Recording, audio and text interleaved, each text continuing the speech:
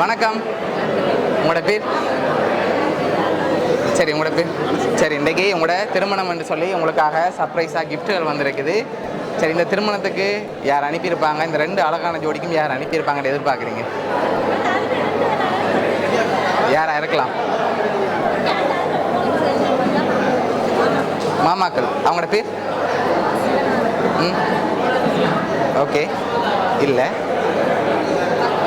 அத்தியாக்கள். அவங்களோட பேர் எங்கே இருக்காங்க? கனடாவில் இருக்காங்க. ஓகே. வேறு? சித்தி சித்தப்பாக்கள். வேறு? அண்ணா. அண்ணாட பேர்? சிந்து சொன்ன. எங்கே இருக்க? கனடாவில் இருக்க. ஓகே. ஒருவேளை இந்த முறை மாப்பிள்ளை சைட்லேருந்து வந்திருந்தா, அடிக்கடி பொண்ணு சைட்லேருந்து தான் வர்றது, ஒருவேளை மாப்பிள்ளை சைடும் வந்திருக்கலாம். பொம்பளை சைட்லேருந்து தான் வந்திருக்கும். உங்களோட சைட்லேருந்து வந்திருக்கலாமே ஒருவேளை. இல்லை. சரி, உங்களுக்காக விஷ் பண்ணி ஹாப்பி வெட்டிங் லைஃப்னு சொல்லி ஃப்ளவர் பொக்கே வந்திருக்குது. அது மட்டும் இல்லை, இன்னும் கிஃப்ட்டுகள் வந்திருக்குது. ஓகே. சரி, இதில் எவ்வளோ காசு வந்திருக்கு?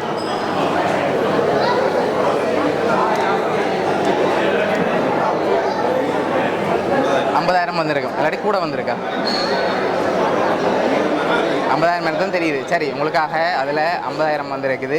எப்போவுமே ஒற்றுமையாக இருக்கணும்னு சொல்லி அவங்களும் ஆசைப்படுறாங்க. சந்தோஷமாக சிரித்து வாழணும்னு சொல்லி ஆசைப்பட்டு அனுப்பியிருக்காங்க. சரி, இப்போ நீங்கள் சொன்ன பேருக்குள்ள இருந்தால் வந்திருக்கேன்டா, யாராக இருக்கும்?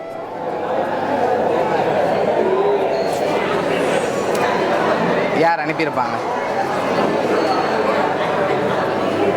இல்லாட்டி அண்ணாவா?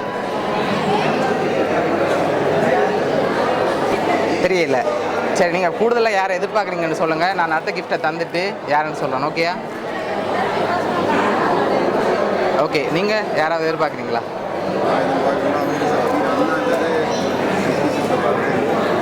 ஓகே. சரி, உங்களுக்காக வந்து அடுத்த கிஃப்ட்டையும் பார்த்துட்டு யாருன்னு சொல்லி நாங்கள் சொல்கிறோம். ஓகேயா? சரி, ஓகே. அதை மாப்பிள்ளையிட்ட கொடுங்க. சரி, உங்களுக்காக ஃபோட்டோ ஃப்ரேம் வந்திருக்கு. சரி, அதை அப்படியே ஓப்பன் பண்ணுங்கள்.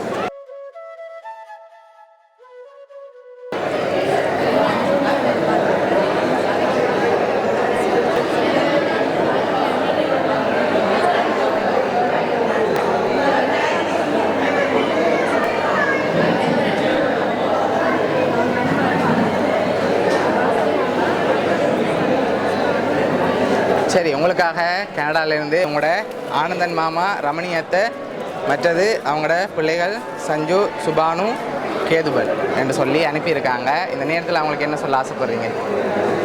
ஓகே. அவங்க சார்பாகவும் பவுனியா சர்ப்ரைஸ் கிஃப்ட் சார்பாகவும் இனிய திருமண நாள் நல்வாழ்த்துக்கள்.